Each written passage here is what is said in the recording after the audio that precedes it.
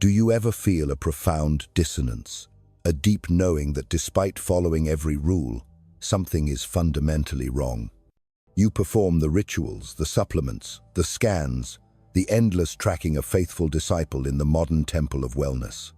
Yet, instead of the promised peace, a quiet hum of anxiety persists in your soul. Instead of freedom, you feel the invisible chains of dependency growing ever tighter. If this echoes in the sacred chambers of your heart, understand that your spirit is trying to speak. You are not broken. You are awakening to a truth that has been carefully veiled. Acknowledge this divine recognition by affirming, "I am awake," in the comments below, and join our tribe of conscious souls by liking and subscribing.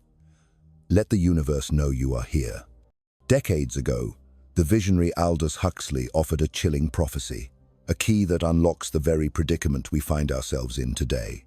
He wrote, "Medical science has made such tremendous progress that there is hardly a healthy human left. Ponder this. Absorb its weight."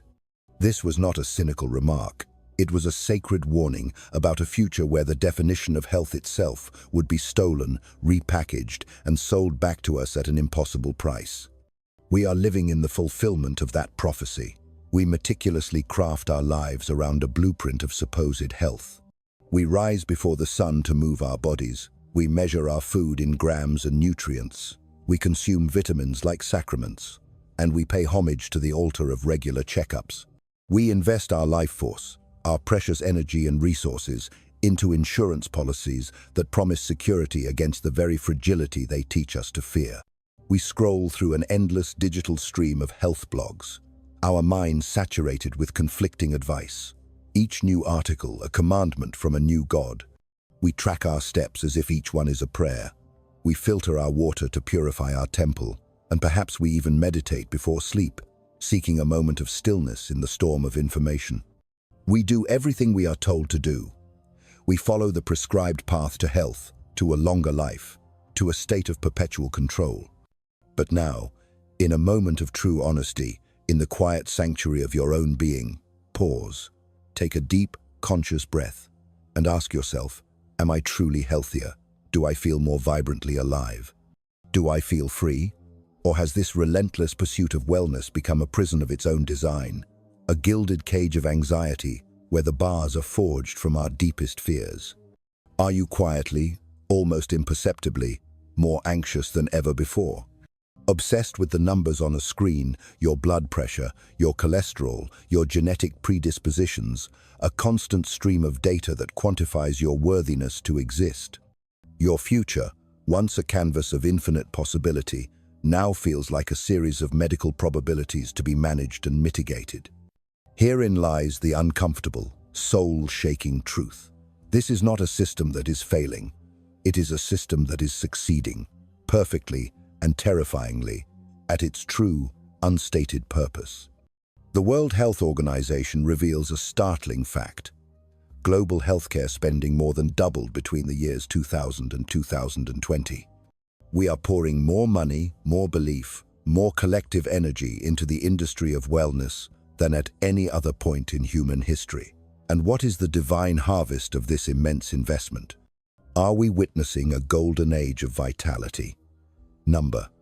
The exact opposite is unfolding. Chronic diseases are not receding. They are surging, becoming the new normal. Depression and anxiety are not outliers. They are an epidemic, a silent scream echoing through our society. Our dependence on medication is not a last resort. It is a first-line response, a daily ritual for millions who have been taught they are inherently deficient. The more we invest in this externalized idea of wellness, the more broken we feel within ourselves. The more health apps we install, the more we disconnect from our body's innate wisdom. The more tests we take, the more we find to worry about. The more supplements we buy, the more we believe we cannot be whole without them. We have become utterly dependent on a system that profits not from our health, but from our perpetual state of dis-ease. It thrives on our anxiety. It monetizes our fear. Somehow, the pursuit of modern health no longer feels like health at all. It feels like anxiety wrapped in a subscription, a constant, low-grade fear packaged as empowerment. And in the deafening noise of this industry, no one dares to ask the one question that cuts through the illusion. What if this isn't an accident? What if the system isn't failing to make you healthier, but was never, ever designed to? Think about it with divine clarity. A truly healthy person, an individual who is sovereign in their own body, does not generate repeat revenue. A strong, self-aware, self-reliant person is not a sustainable customer. They do not anxiously buy pills for conditions they don't have. They do not need constant external check-ins to validate their own existence. They do not anxiously Google every fleeting symptom at 2 in the morning, seeking salvation in a search engine. But a person who is afraid of getting sick, a person who has been told they are never quite enough, a person who believes their own body cannot be trusted unless a lab test says so, that person is the perfect consumer. That person will spend, that person will subscribe, that person will obey, and slowly, without ever realizing it, they give away something far more valuable than money. They give away their power. They surrender their sovereignty. So let us ask the question most people are too distracted, too conditioned to even formulate. Has the health industry truly been trying to cure disease, or has it been masterful at manufacturing patients? If you look closely, with eyes unclouded by fear, you will notice a pattern hiding in plain sight. Every new product promises you more control, yet you feel more helpless. Every new scan promises answers, yet you feel more confused. Every new wellness trend promises boundless energy, yet somehow you're more tired than ever before. You start to believe the narrative. You start to believe you are broken. You internalize the idea that something must be fundamentally wrong with you, and the solution, conveniently and perpetually, is always for sale. Health is no longer a natural state, a divine birthright. It has been transformed into a product, a commodity, a subscription model. It is a never-ending cycle of prevention, fear, intervention, and maintenance. The moment you step into that cycle, you are no longer a person with agency. You become a consumer with anxiety. You might still feel like you are taking care of yourself, but in reality, you are being trained. You are being conditioned to outsource your well-being, to hand over your instincts, to distrust your own body, to depend on a system that sells you the illusion of control by keeping you perfectly controlled. Let's be brutally honest. When was the last time someone within this vast industry looked you in the eyes and told you, "You're fine, you don't need anything, your body already knows how to heal"? When you rest deeply, when you move your body daily, when you eat simple, whole foods, your body's divine intelligence knows precisely what to do. When you stop fearing every small sensation, every ache, every shift in energy, you begin the sacred process of becoming strong again. But they will never tell you that. That message doesn't sell. Fear does. Confusion does. Data overload does. When you are overwhelmed, you reach for answers. And in this system, answers are always, always monetized. Perhaps the real sickness isn't just in our bodies. Perhaps it's in the story we have been sold about what health even is. Because when wellness becomes an industry, and an industry's primary law is growth, there is only one way to keep expanding. Make sure the cure is never the goal. Make sure the customer never feels truly done. That is how we have ended up here, in a reality where you can do everything right, follow all the rules, buy the products, play the game, and still feel broken, still feel unsure, still feel like you are failing. But maybe you are not failing. Maybe the system is succeeding at exactly what it was built to do. So, if this system was never built to make you whole, what was it built for? Let's drop the illusion. The word healthcare sounds noble, compassionate, human, but it is no longer a service. It is a global industry worth over $11 trillion. And in that kind of system, your body isn't sacred. It's a revenue stream. Your symptoms are not a problem to be solved. They are an opportunity to monetize, package, and sell back to you as care. Feel a cold coming on. That's not your body signaling a need for rest. That's the gateway to a prescription, an entry point into a cycle of ongoing treatment. Feel tired? That opens the door to a battery of tests, a litany of supplements, hormone therapies, and a buffet of solutions, all with a price tag. Feeling anxious or burned out? That justifies therapy sessions, mindfulness apps, and a shelf full of expensive self-care products. Every emotion, every fluctuation in your body has been rebranded as a medical event, not something to observe, understand, or integrate, but something to fix, to treat, to bill. If you think that sounds like an exaggeration, consider this. The British Medical Journal stated it plainly: healthcare is no longer about health. It's about the sustained consumption of medical solutions. Let that sink in. Not the provision of health, but the sustained consumption of solutions. In other words, it's not just about helping you when you're sick. It's about keeping you just sick enough to stay plugged in. Not dying, but not truly thriving either. Just tired enough, just anxious enough, just dependent enough to keep clicking, paying, subscribing. This isn't healing. It's managed illness, sold back to you as empowerment, while your innate trust and vitality are quietly eroded. Because once you've medicalized daily life, the possibilities for profit are endless and endlessly profitable. Every ache becomes a product. Every emotion becomes a diagnosis. Every fear becomes a marketing funnel. And no, this is not a conspiracy. It is a business model. A highly optimized, psychologically engineered, brilliantly disguised business model that turns your basic human experience into transactions. Feeling restless? That's not a life issue. It's an attention disorder. Feeling lonely? That's not a social disconnection. It's a chemical imbalance. And guess what?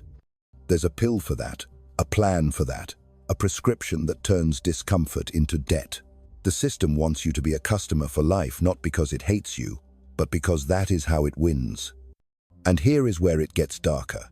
This didn't start yesterday. It is not the result of modern social media or big pharma alone. No, someone saw this coming. In 1975, long before wellness became a buzzword, a man named Ivan Illich exposed it for what it was becoming. He called it medical nemesis, and in it, he wrote something that still haunts the system to this day. Modern medicine has become a major threat to health, not a tool for healing, but a force that undermines it, not through error, but through design.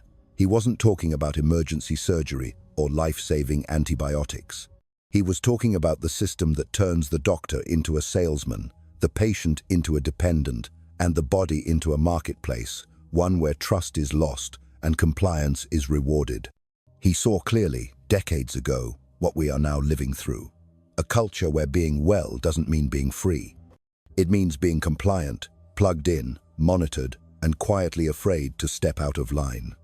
A world where your health isn't your own, it's leased, metered, and every new innovation comes with a catch. You gain more data, but you lose more trust. You get more options, but you feel more overwhelmed. You chase more solutions, but you drift further from yourself.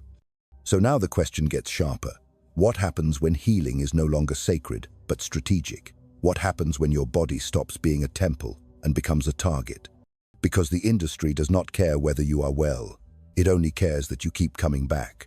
And the longer you believe it is helping you heal, the deeper its roots take hold.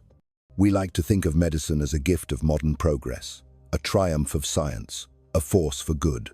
But what if it has become something else entirely? In 1975, long before wellness became a billion-dollar lifestyle industry, Ivan Illich saw the writing on the wall. In his book, Medical Nemesis, he delivered a warning that was both prophetic and piercing. Modern medicine has become a major threat to health, not by accident, but by design. Because Illich didn't just question the effectiveness of modern medicine, he questioned its role in society, its power, its authority. He argued that medicine had become something much bigger, a new religion. Think about it. It has rituals. It has sacred language. It has priests in white coats. And most importantly, it has followers who rarely question it. But this isn't faith. It is dependence. And Illich gave that dependence a name, Iatrogenesis, a term that means harm caused by the healer. His core claim was that modern healthcare doesn't just treat illness, it often creates it. Let's break that down. First, clinical iatrogenesis.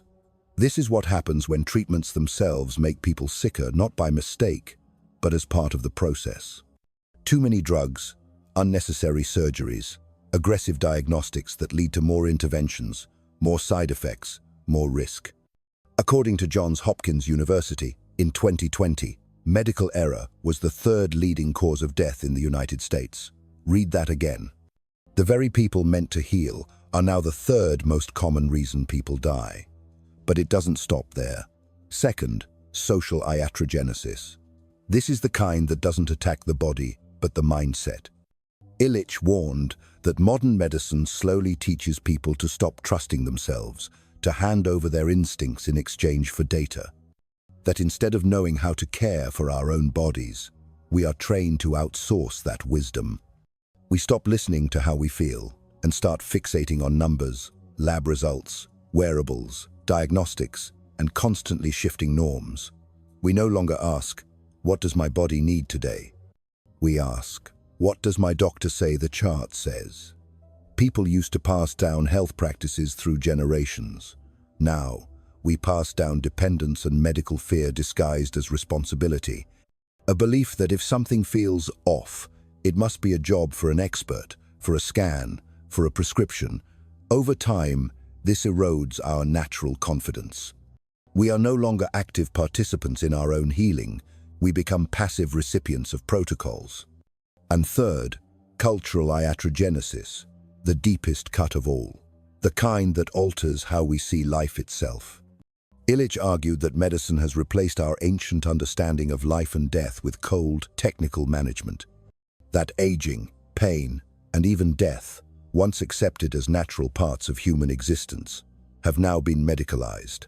Death is no longer a passage, it's a failure. Pain is no longer a teacher, it's a malfunction.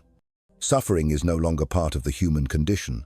It's a problem to be sedated, managed, tracked, and numbed instead of understood and honored. And the result? We don't just fear illness. We fear being human, fragile, mortal, emotional, changing. We have turned to machines to monitor what our ancestors felt intuitively. We have turned to protocols instead of wisdom passed down through life. And in doing so, we have lost something priceless: the ability to live in peace with our own bodies. Illich saw this clearly. He wasn't anti-science. He wasn't telling us to reject all medicine or abandon progress. But he was urging us to see the system for what it has become, a force that claims to empower you, but slowly conditions you to believe that you are never enough without it. And when that belief takes root, health stops being a birthright and becomes a subscription. So we must ask, when did we stop being people and start being patients for life? Because once you see how deep this goes, you realize the sickness isn't just in the body, it's in the culture, it's in the silence, and most of all, it's in the blind trust. By now, it should be clear. The health industry isn't failing to make you well. It is succeeding at keeping you dependent. Because wellness, in its modern form, isn't about curing the root. It's about managing the symptoms endlessly, profitably, quietly. Let's look at the facts. Take statins, for example, one of the most widely prescribed drugs in the world, used to treat high cholesterol. Millions of people are on them, not just for a month, not for a year, but for life. And yet, study after study has raised questions about their actual benefit, especially in people without a history of heart disease. But the prescriptions keep coming. Because statins don't just treat, they retain. They turn everyday people into long-term pharmaceutical customers, quietly, systematically, and without an end in sight. Why? Because you can't build a trillion-dollar industry on cured patients. You build it on returning ones. And the deeper you look, the darker it gets. According to a ProPublica investigation in 2022, nearly half of Pfizer's profits came from medications that don't cure. Drugs that manage, drugs that maintain, drugs that treat but never truly liberate. That is not a side effect. That is the business model. And it's not just pharma. The wellness industry, with all its soft colors and positive vibes, plays the same game. Mindfulness apps, collagen powders, detox kits, mushroom coffee, ashwagandha smoothies, liver cleanses, each product whispers the same quiet message. You're not enough yet. You're not centered enough, not clean enough, not glowing enough, not optimized enough. But don't worry, there's always another upgrade, another subscription, another solution that promises peace but delivers attachment. You never arrive, you just keep adjusting. And that is the genius of it all. The traditional medical system sells fear, the wellness world sells hope, but both are selling the same thing: dependence. And while the packaging may look different, lab coats versus yoga mats, the result is eerily similar. You keep searching, you keep spending, you keep believing the next fix will finally set you free. But freedom was never the goal. Retention was. Because a patient who needs you is valuable. A patient who no longer does isn't. Illich saw this decades ago, and he did not hold back. He wrote, "Modern medicine does not empower people. It makes them docile, anxious, and obedient. Docile, because you stop questioning. Anxious, because you're trained to fear your own body. Obedient, because you believe someone else always knows better. And this obedience, it doesn't come through force, it comes through conditioning. You're taught to see your body not as wise, but as dangerous, not as resilient, but as fragile. And so you comply, not out of ignorance, but out of insecurity. You follow the instructions, you book the tests, you refill the pills, you track every step, every calorie, every heartbeat. You live on edge, convinced that safety comes from surveillance. But this is not health, this is learned dependence. And the longer you stay in it, the more foreign freedom starts to feel. Here is the truth no one profits from telling you. Your body is not broken by default. It is not a ticking time bomb waiting to betray you. It is not something you need to fight. It is something you need to remember. Because the most dangerous thing this system has done isn't selling you overpriced pills or wellness fads. It's convincing you that you can't live without them. But what if you can? What if the first step to real health isn't adding more to your routine, but taking back what was quietly taken from you? Trust, confidence, sovereignty. Because the system doesn't fear sickness, it depends on it. What it fears is a person who no longer needs it. At this point, the question isn't whether the system wants you dependent. The question is, what did it have to take from you to make that possible? Ivan Illich didn't just point to profit. He pointed to something much deeper, something far more dangerous than medication overuse or marketing spin. He revealed what the system had quietly stolen from you: your right to care for yourself.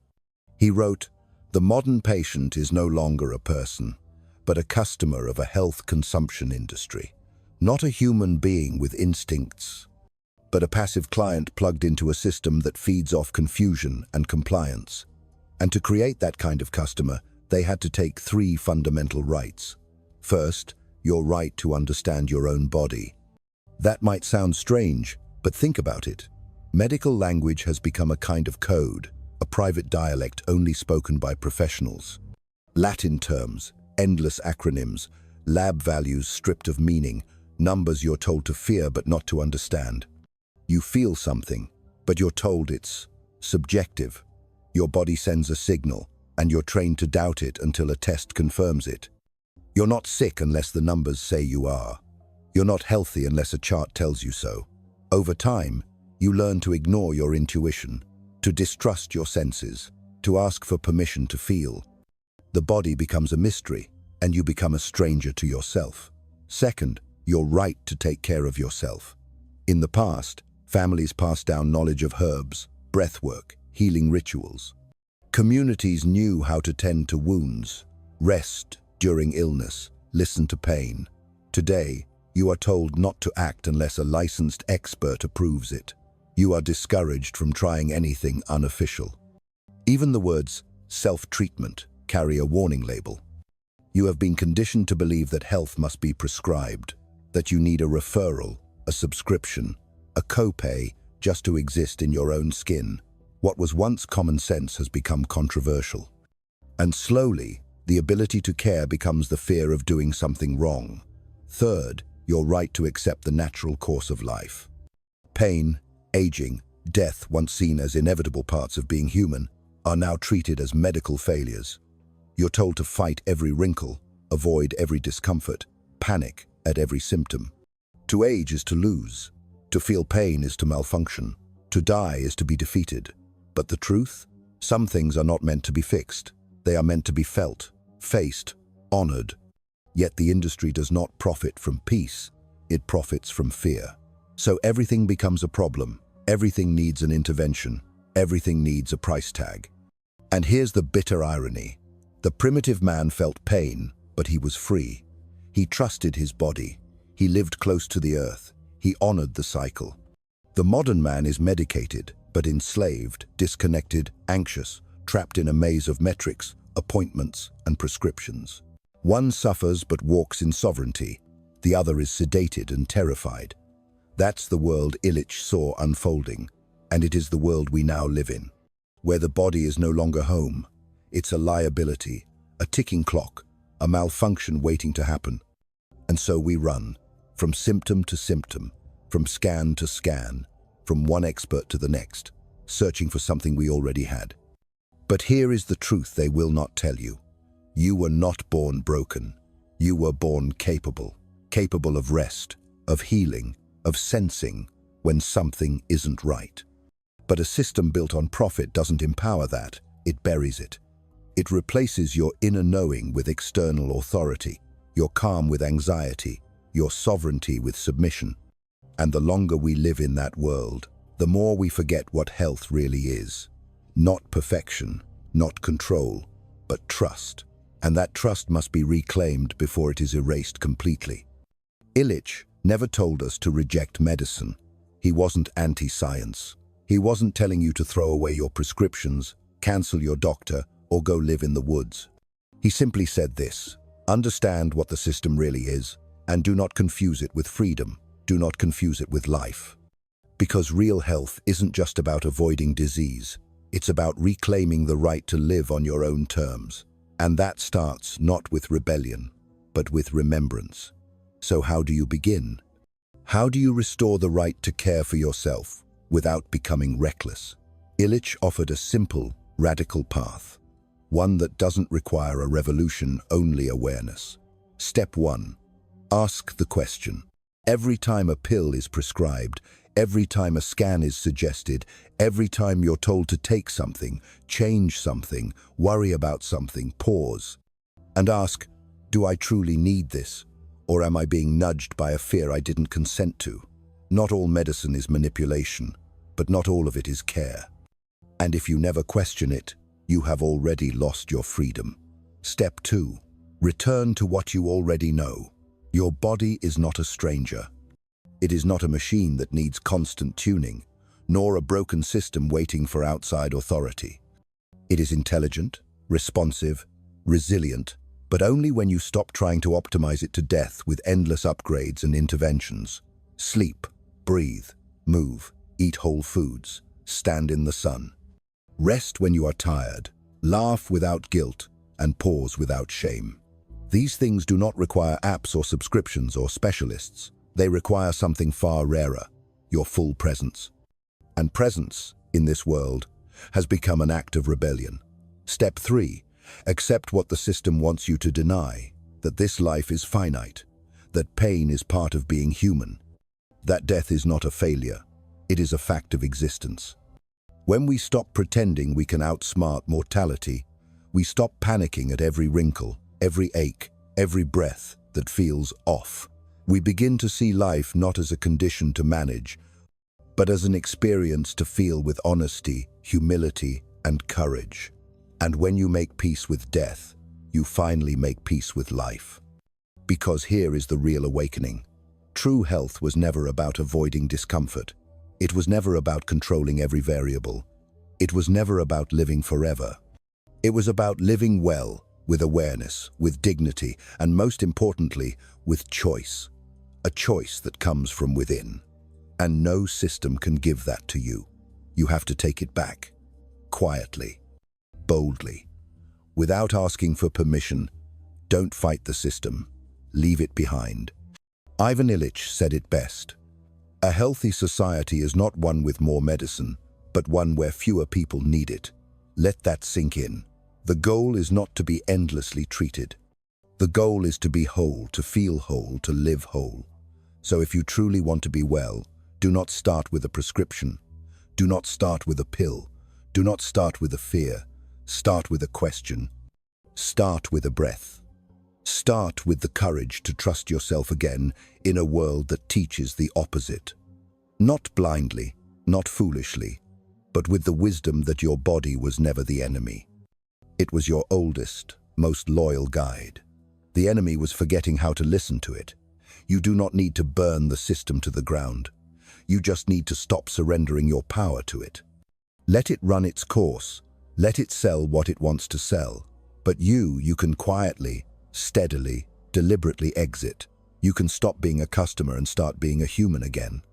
Because the moment you stop chasing health like a product and start living health like a principle, you are no longer under their control. You are not just surviving. You are not just optimizing. You are finally free.